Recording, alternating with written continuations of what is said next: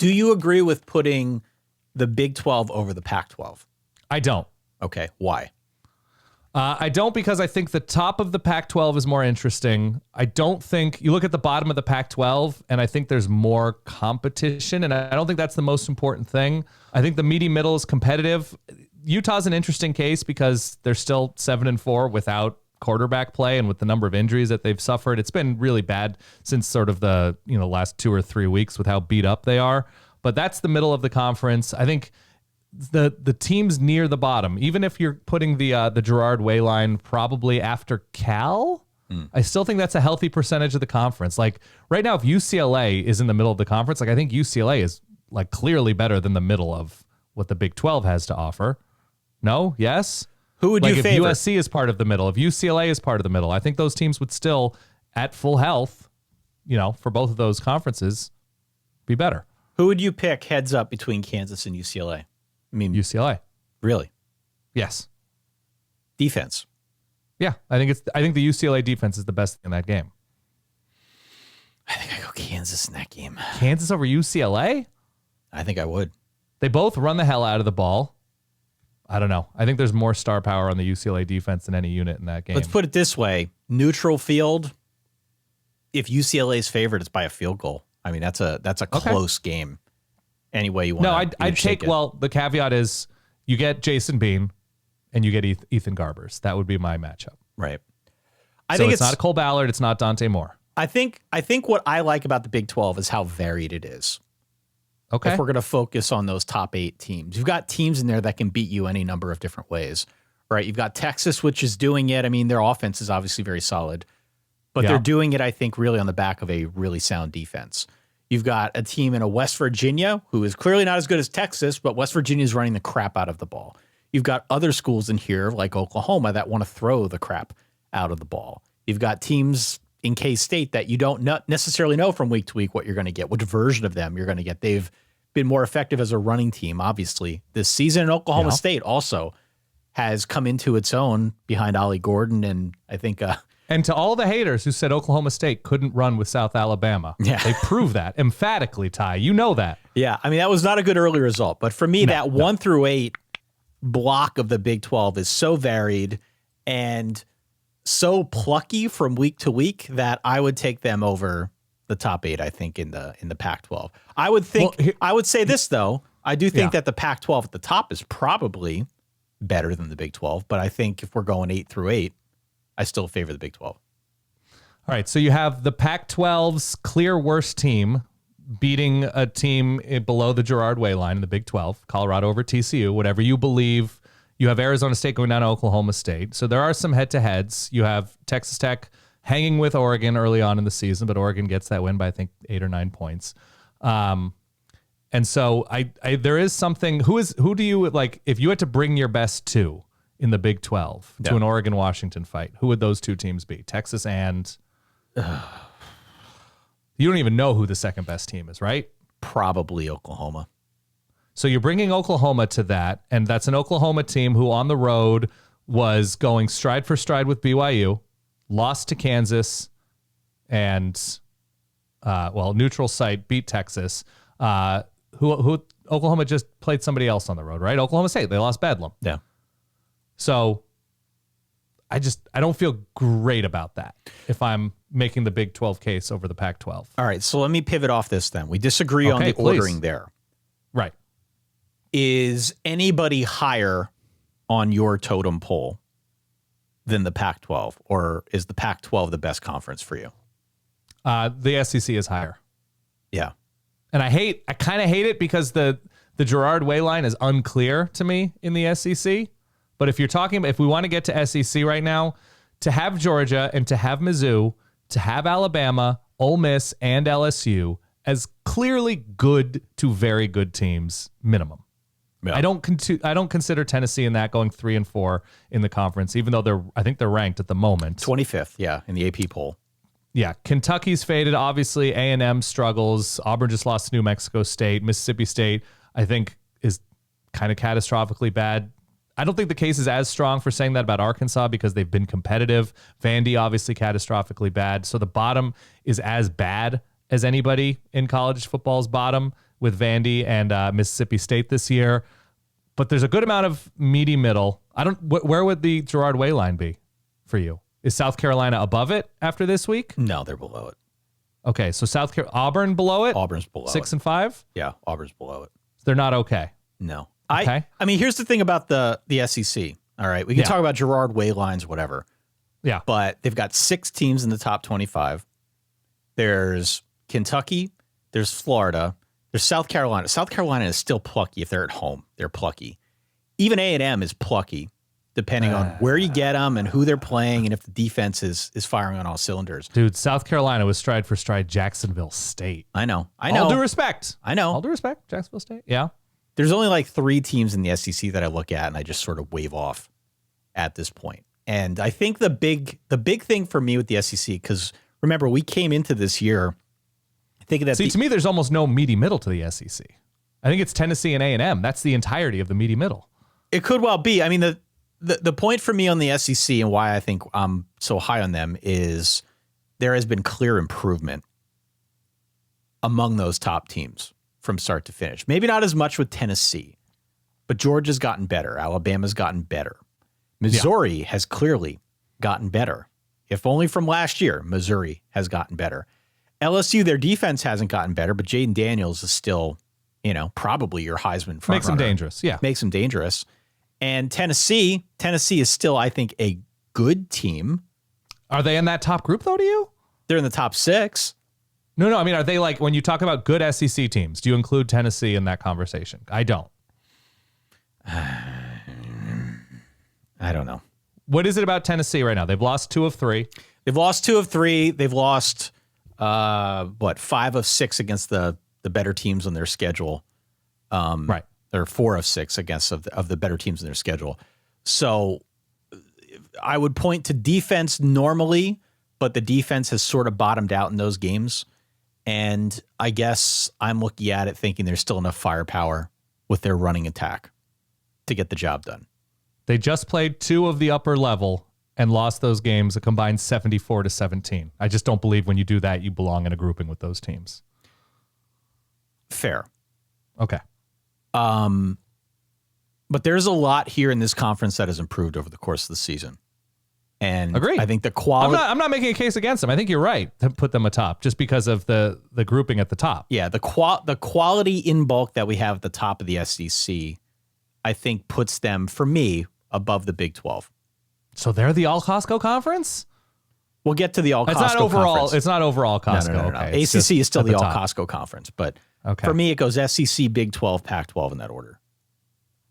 Okay. I'm going SEC, Pac-12, Big 12. Who do you have next? Who do you have number 4? Next is Big 10. Okay. Defend that decision. Next is a Big 10. You can just compare the Big 10 heads up against the ACC. And I think the top of the Big 10 is strong enough to pull the other 11 teams, whatever it is now, over the finish line and ahead of the ACC. The ACC definitely has more quality in bulk, right? I think there are more teams at the top of the ACC that are at least plucky and interesting. But the top of the Big 10 with Michigan and Ohio State and Penn State and half of Iowa is enough to power them ahead of, I think, the ACC in my book. Here's the interesting thing. Who is definitely okay in the Big 10? What does their meaty middle look like? To me, it might only be Maryland, Northwestern. Oh, man. We're at Northwestern already. Northwestern's bowl eligible. Northwestern's bowl eligible. I mean, has beaten a number of the teams below it in the West. You just can't take any of these teams in the West seriously. None of them play offense. I'm okay with a Rutgers case for being in the meaty middle. But it's Rutgers or Maryland. Indiana. It's Rutgers or Maryland. It's basically the entire East and Iowa. You still have to put Iowa in there because the defense and play offense. They're probably going to get creamed in bowl season. Yeah. But you still have to put them in there if we're kind of taking this like for like here. I just think the top is so good that puts them over the top as compared to the ACC. Who are your top 4 teams in the ACC? Florida State, then who? By the way, I'm not sold on lumping Penn State with Michigan and Ohio State, but I understand that they don't belong with Maryland, Rutgers, and Northwestern. No, not at all. Yeah, I mean, if Michigan and Ohio State are 1A and 1B, Penn State could be third, right? Like, or Penn State could be fourth in that list.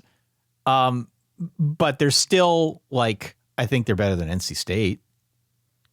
I would actually bump Iowa out of the top group. Just because of their results against teams below the Girard Way line. Like, they didn't run away from Purdue. They didn't run away from Wisconsin. They lost to Minnesota. Didn't run away from Northwestern. Did run away from Rutgers. Didn't run away from Illinois. I think they belong in that grouping. Even though winning is a skill, and I can appreciate that they find a way to win while being completely incompetent and underqualified on offense, they don't belong in that top group. So here's my question then, they're right? the Big Ten championship game. ACC. If we assume that Ohio State and Penn State, or Ohio State and Michigan, excuse me, are both obviously the cream of the crop in the Big Ten. Yes. And then we consider the next best, which I guess we can assume for the purposes of this thought experiment, is Penn State. Clearly.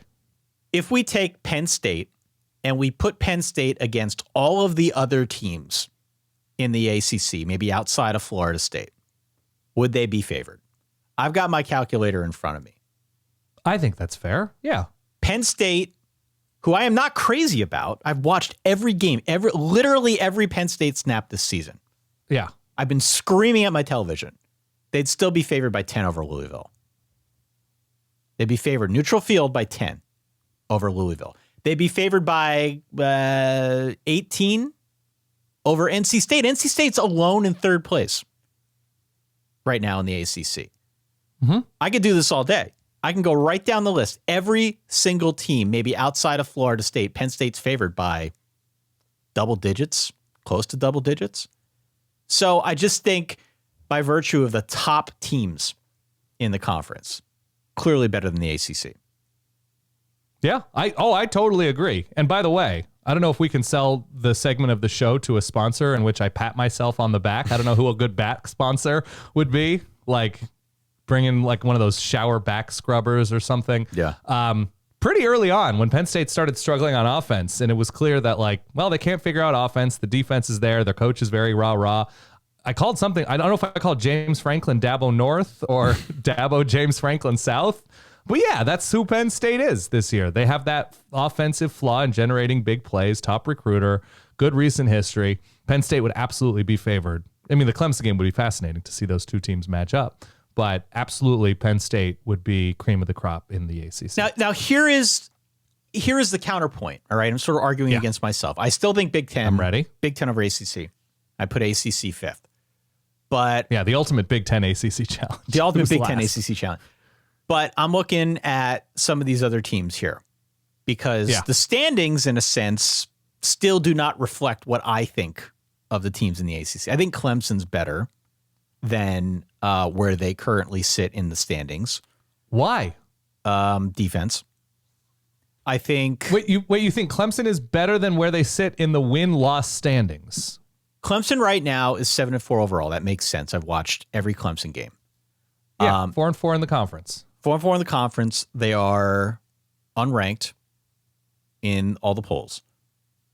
You put Clemson against pretty much anybody in the Big Ten West, they're probably going to win that game. They're going to beat anybody in the Big Ten West. They beat anybody in the Big Ten West. Okay. Put Miami against some teams in the Big Ten West. How do they do? Miami. What about Duke? You want to sell me on Miami right now? What about North Carolina? Put them against any Big Ten West team. How do they do? They played Minnesota. They beat them comfortably. So what I think I'm looking at here with the Big Ten is you've got three definites in the Big Ten East that they play anybody in the ACC, for the most part, outside of Florida State. They're favored. I don't know. I didn't do the math on Florida State, but maybe now with the Florida State injury situation, it's the same case for them as it is Louisville and NC State and all the other teams against Big Ten East opponents. But go down the rung a little bit here and put Clemson, put Virginia Tech, put NC State, put Louisville, put any of those teams up against any of the other teams in the Big Ten, they probably win. Penn State favored against Louisville, neutral field? 10 points. 10 points. That's what I have, 10 points. I wouldn't bet it. I wouldn't bet that in a million years. Right. But based on my calculator, which has actually been pretty close in terms of point spreads this season, That's the number that it comes to. I mean, Louisville's 10-1 with an emphatic win over Notre Dame, and they are nowhere near the playoff conversation. Nowhere near. They're ninth. So that's they're ninth right now. It's impossible for them to get into the playoff at this point. Yeah. Okay. I think I'm okay with that argument. Here is the vibes element to all of this. Can I introduce a wrinkle that is completely subjective? This is what you do. Go ahead. Okay. ACC vibes are pretty good to me. Okay. Like teams with bad vibes in the AC. I think there's 3 teams. Like I think Syracuse, who just parted ways with Dino Babers, Pitt, and Wake Forest don't bring any vibes to the table. No vibes, guys. You see them on your grid of like your TV guide style, YouTube TV, Comcast, whatever. You see it and you avoid. No. Like there's no reason to look at any of those 3 teams. I think Virginia's bringing vibes. I think Miami's bringing entertaining chaos vibes. Duke with healthy Riley Leonard, Thomas Castellanos for Boston College. Like Virginia Tech and Kyron Drones. Georgia Tech has gotten sparky with Haynes King. But Riley Leonard's not healthy. I understand. And maybe Duke is a half vibe team. I get that. They're more of a good story team that story vibes. Traditionally story vibes. They're story vibes. So maybe I'll Mike Elko is a Duke coaching candidate at A&M vibes. There's chaos vibes at NC State, chaos vibes at Louisville. Unfortunately, Florida State bringing some, bummer vibes to the table because of Jordan Travis. But overall, there's, if Florida State's playing a big game, you're watching. I think the Big Ten is nearly devoid of vibes. Like Ohio State's bringing disappointing vibes. Michigan, because of all of the baggage they're bringing off the field, are not bringing great vibes at the moment. I don't know who is like the vibe king right now of the Big Ten. Vibe king of the Big Ten? It Yes. might be Iowa. Out of like morbid curiosity. It might be Iowa out of morbid curiosity. Who else would you put above Iowa right now? Rutgers? Maybe Rutgers? Maybe Northwestern? I think Iowa's like kind of like a college football hipster fraud where it's like, haha, Iowa under, haha, Troy Taylor's the best offensive player. But if you were forced to sit down and actually watch you don't want to watch 3.5 hours of Iowa football. Oh, no, absolutely not. It's not a vibe, Ty. But who is the vibe? I mean, seriously, if it's not Iowa. That's what I'm asking. If it's not Iowa, I think it's either Rutgers or Northwestern. They're the only teams that seem like they're pointed up and happy about it. I think the vibe king of the Big Ten might be Maryland. Why? Because they'll throw in a fun half and they'll throw 3 turnovers. Like they're Miami. That's right. The chaos vibes of Maryland. Dude, you want to see the text messages I have from friends who root for Maryland? They're not feeling those vibes. They're elite losers. They're elite losers. But it's entertaining TV for the most part. I think Maryland brings good vibes, like entertaining vibes to a college football game. Let's split the difference and call it Rutgers. Nah, I don't think you want to sit down and watch 3.5 hours of Rutgers football. You're a deep Kyle Manon guy fan. All right. That's an interesting when you look at it through the lens of vibes. That's a very interesting conversation. I think the ACC brings better vibes. The ACC definitely has better vibes. I think there are vibes in bulk. The Big 12 is an interesting conversation on the vibes front too. There are a lot of teams. Hit me with Big 12 vibes. Pretty much everyone outside of Cincinnati, BYU, Baylor, Houston, and TCU has good vibes. Those are 5 teams. See, you can talk me into TCU and Houston vibes. Houston's going to fire because they throw their in coach. random competitive games. Houston's going to fire their coach. There's no vibes there. TCU. You think Holgo's done? Holgo's going to be done. Yeah. They're not making TCU has kind of randomly, they'll come back or let another team come back. They'll throw in a quarterback who throws for 418 yards in a game. They'll throw in a week where they just look completely soulless. Yeah, well, that's true. UCF, I think, is just happy to be there. UCF could make a bowl. I think UCF has great vibes. UCF has good vibes. Kansas, Texas Tech, Iowa State, much better vibes now than at the beginning of the year. West Virginia. I'm still not sold on Iowa State vibes, but at least there's something competitive about them. Yeah. At least they're better now than they were at the start of the year, and they're going to a bowl. But West Virginia, K-State, Oklahoma State, Texas. I think there are vibes. A lot of vibes. Big time I think vibes. that's a strong vibe conference. Now, the interesting thing is Pac-12 vibes are all over the place. Oh my God. So Arizona, Oregon, Washington are, I think, the vibe kings. Although there's a case for USC. Like USC's never fully out, never fully in. I think there's great USC vibes because of the prominence of Lincoln Riley and Caleb Williams. Not in Bill Plaschke's column, there isn't. Well, whatever. Bill Plaschke had them 12-0 before the season. He's swinging back and forth. I respectfully disagree on USC vibes. I think that's been. You don't think USC brings, like, you don't think you see USC on the grid you're watching? Not anymore. No. Over the course of the year, though. It frustrates me to watch them at this point. No, people want to see Caleb Williams play football. I'm sorry. Do you want to watch? He might be the single vibe king of the sport. Do you want to watch Utah? Do you want to watch UCLA, Cal, Wazoo?